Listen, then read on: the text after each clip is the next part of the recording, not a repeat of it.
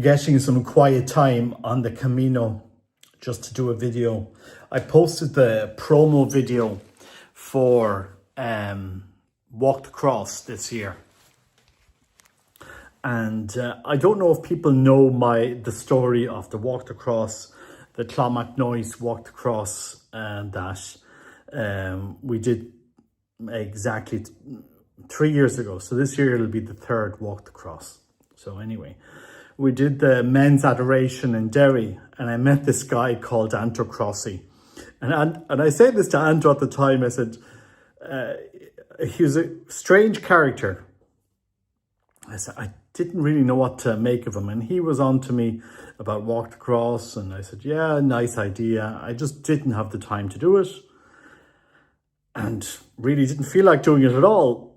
So, I mean, nothing really personally against it at the time, but I just didn't have the time to do it. Anyway, it got serious 2 years ago, 2023. Anta had been on to me, and I just, I said I'd give it some promotion on my channel, but I didn't feel like actually spending those days walking, which we did. But it got serious when I was in Knock. I went to Knock for confession one Saturday, and while I was in Knock, some strange events happened to me, in the sense that I went to confession. If you don't know Knock, they have a confessional chapel. I went there, went to confession, came out, was in confession, and in the confession chapel in Knock, I hear a voice says, don't pray here, go to the adoration chapel, which is the other side of the basilica. So anyway, came out of adoration, went up to the adoration chapel, and then this is a Eucharistic shrine, right? Knock, a Eucharistic shrine. Go into the adoration chapel, and our Lord is exposed in the adoration chapel, but there is nobody there. I kid you not. Now, this was about 11 o'clock that day. Anyway, I did something in adoration which I normally never do. I prostrated myself. They had nice new carpet there. I prostrated myself because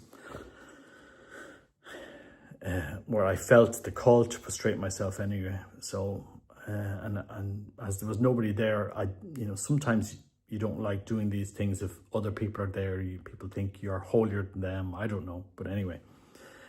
And while I was prostrate in adoration in Knock's Eucharistic Adoration Chapel, in Ireland's Eucharistic Shrine, our Lord said to me very, very intently that, did I see?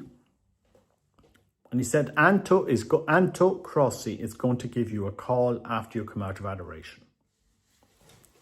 That's basically what happened.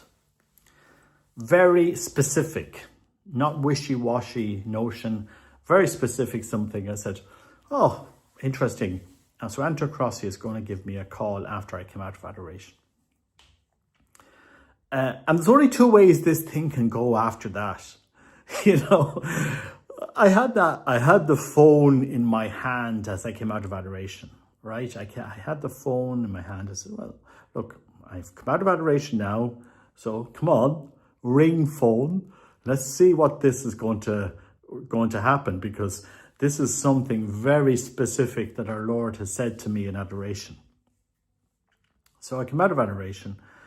I went across to the Divine Mercy shop on the main street. And in that shop, there is a beautiful picture of a Fatima cross that was painted by a lady who has since died. People know this story. I mean, beautiful picture. And I said to them, the guy that was in the store, is that picture for sale? He said, no, that's not for sale. We just have it there, but it's not for sale. Anyway, I was taking out my camera, my iPhone, which I kept in my hand, expecting Anto Crossi's call. I took out my phone, held it up to the cross, the Fatima cross in the Divine Mercy shop. It was exactly 12 noon. I was about to take a photograph of this picture, and Anto rings me. Now, needless to say, this is the call that I was expecting. So I came out of the Divine Mercy shop in Knock, and I said, Anta, like, why are you calling me? Like, people think we made this up. Like, there was some conspiracy between Anta and me. There really is no conspiracy whatsoever. I have no connection to Anta Crossy whatsoever. I have nothing there that connect us together at all. We met at the Men's Adoration in Derry, and he gave me this, asked for me to help him with Walk the Cross. He had this vision of doing Walk the Cross in the size of a cross from 4 locations. I have no connections to him. I have to put this clear. And I even said it to Anto, I thought you were a crackpot, right? I didn't say that to him, but I said, this is what, you meet people and you think, oh, Anto's crackpot. But these are the events that happen to Knock. I can't explain them to you. And I remember walking down Knock's Main Street, talking to Anto, saying, look, Anto, this is what's happened in adoration. And our Lord said, you're going to give me a call. He gives me a call. At the very moment, I'm holding up my iPhone to take a picture of a Fatima cross in the Divine Mercy shop in Knock. I kid you not. There are times in my life that these things don't happen. Anyway, what was Anto asking us to do? He was asking us to do this walk over a couple of days into Clonmacnoise and a mass. Nothing radical. Nothing groundbreaking. I said, look, Anto, let's just do it. Let's just do it because look, we're not going to do anything wrong by doing a hike for a few days into Clonmacnoise. I just had to take some days off work and, organize ourselves and a bit, It went brilliantly, right? Brilliantly. Not figuratively, it went brilliantly the first year. I said, and people came along, and I know people that have had conversions from it, and etc., etc. And again, it was very innocent walk, right? Second year, last year, Anto wanted to do it. Now, I said to Anto early on, look, Anto, I can't do Walk the Cross last year, right? I said it to Anto. I said, I'm not, but I promoted on my challenge, whatever, but I'm not going to do it. Because I've taken all my holidays. I've taken 6 weeks to do the Camino last year. So that's it. But I'll promote it. Then along the Camino, I fall, hurt my arm, have to come back to Ireland, cut my Camino short. And so I said, look, I'm just going to do this Camino because this Walk the Cross last year, which was, from Mullingar into Dublin, with a beautiful Eucharistic procession through Dublin last year. Absolutely brilliant, with the help of Karen and Brian, Paddy Early, many, Father Fergal. Needed them, and beautiful procession. I'm just trying to remember it now, and all the priest that actually did that held the Eucharist. His name escapes me, but God bless him as well. It was a very simple walk. Like, it wasn't anything groundbreaking, but this is what we did last year as well. We walked into Dublin. We had a mass at the end, Eucharistic procession through Dublin. Very, very beautiful. And I don't know why our Lord wanted it, but he did. This year, we're going to do the third Walk the Cross. And obviously, I've learned my lesson. If Anto asks me to do it, I will be there doing it. I don't understand why. To be clear, this isn't a project I would do. I don't understand it. I don't understand what's happening at this project. There's something greater than me in this project. That's all I know. Because I'm certainly not saying no, because I know what will happen. Turn of events will have me saying yes, one way or the other.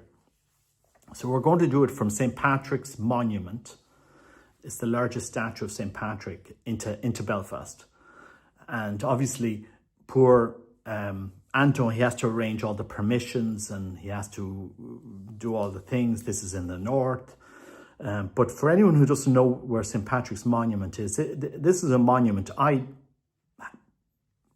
happened to just be driving past during COVID, because during COVID, you know, the first year, you know, we couldn't do much. So, you know, we just holidayed in Ireland. And one day out traveling there, we went to Saul, which was the first church where first St. Patrick's Church in the north, and that monument is not far from there, you know. And so I remember going there with the kids. We parked, we walked up to the statue. This was in 2020, and so this is where we'll start the walk. And there's whole layers of meaning to this walk, because you're starting at St. Patrick's Monument. We'll probably pass by Saul, which is the first church in Ireland. It's the first church that St. Patrick built in Ireland, according to what we know. And then we'll walk up over 2 days into Belfast, into hopefully St. Peter's Cathedral. And again, all the permissions have to be worked out, the archbishops and the bishops and the police and all this. So there's nothing really, we're working through it, but this is, you know, what we'll try to do. And look, we'll see where it goes, but our Lord wants this done. Our Lord definitely wants this done, and I don't know why. You know, on the other two Caminos, people that did it, you know, they came, they had conversions, they had healings, they had, you know, our Lord wanted this for some reason. It's definitely not something I would have planned or done, but this is what Anto received in prayer, and so I'm definitely going to support it this year. It's the third year, but I just wanted to kind of give you that backstory on Walk the Cross, on this project that we're doing this year, because again, maybe this is something to do with the renewal of the faith. I don't know. But sometimes our Lord just, you know, sends you out. And this is how our Lord evangelized.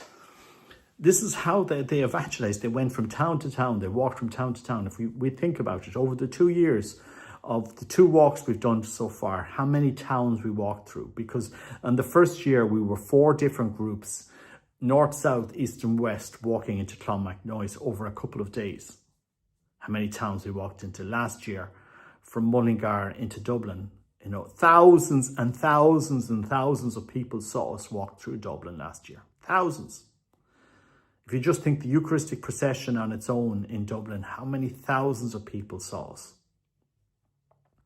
And when we walk into Belfast this year, which is a peaceful walk, this is nothing political related. There will be no Irish flags, or again, this would be a simple walk, a couple of Catholics peacefully walking into Belfast. Thousands and thousands and thousands of people will see this. Us crazy Catholics walking from St. Patrick's Monument near Downpatrick up to Belfast. That's what we are going to do this year. Even when Anto had this in prayer, you know, this image of St. Patrick's statue kept coming to me, because we were saying, well, where do we start? And I kept saying, well, Anto knew St. Patrick was a theme, but I was saying, Anto, look, go to St. Patrick's Monument. So Anto went to the monument, and so he knows where it is, and so this is where we will start. And maybe just pass by Saul Church, which is today it's a Protestant church, although they do allow people in. Maybe we'll be able to go into that church or pray there, and then walk on up to Belfast. And this is the story of Walk the Cross, so that people are aware. Again, it's not a project I set out to do at all. Had no interest in it at all. But it's something our Lord definitely wanted us to do. Definitely inspired us to do. So I do encourage this year to make it the biggest Walk the Cross ever. And I think it's something that Ireland needs. And I think in the coming days, it'll become clearer why we need to do this. So, pray for Walk the Cross, pray for Anto, pray for the church. And a big thank you for so many people that helped on the 2 previous years. So many, the priests, Father Muckler, all the different priests that helped us on the Walk the Cross, all of the lay people as well. Couldn't have happened without you. All brilliant people, and let's see how this goes. But again, this is the story behind my participation in Walk the Cross, which we've done over the last 2 years. And so if you go to Anto's channel, The Narrow Gate by Anto Cross, he's uploaded the promo video, which Chris helped him do. Brilliant video. Mother of Mercy Media. If you ever want a video done, they are excellent at doing video editing, Catholic video editing. So, for anyone that knows Anto, he's an interesting person, and so many people he's helped so many people back to the faith. And again, the more I've known him, the more I've come to appreciate what he's doing. I mean, and none of us are perfect. I'm definitely not perfect. We never get it all perfect, but this is why we need the church. And so working together, we can help on this. I would love to see a Eucharistic procession going into Belfast, into St. Peter's, personally. I don't know if that's possible, because up north, there's a thing called the Parades Commission, and parades and all this it's not that easy, I think, to do. As easy as it is in Dublin, where you can just talk to the guards and stuff like this. I'm not sure what it's like in the north. So, but I'd love to do a Eucharistic procession into Belfast. But look, we'll let our Lord see what's possible. And who knows, somebody who's looking at this video, maybe you want to help out. Anyway, so the dates are Saturday, Sunday, 13th and 14th of September, which is Saturday and Sunday. It's to do with the exaltation of the cross. And so if you want to come along this year, you're more than welcome. We'd love support, especially if you want to be part of the core team to help us out. Anyway, that's a little bit of the story on Walk the Cross, a history of Walk the Cross, and hopefully you'll be able to come. God bless you. Take care. Bye-bye.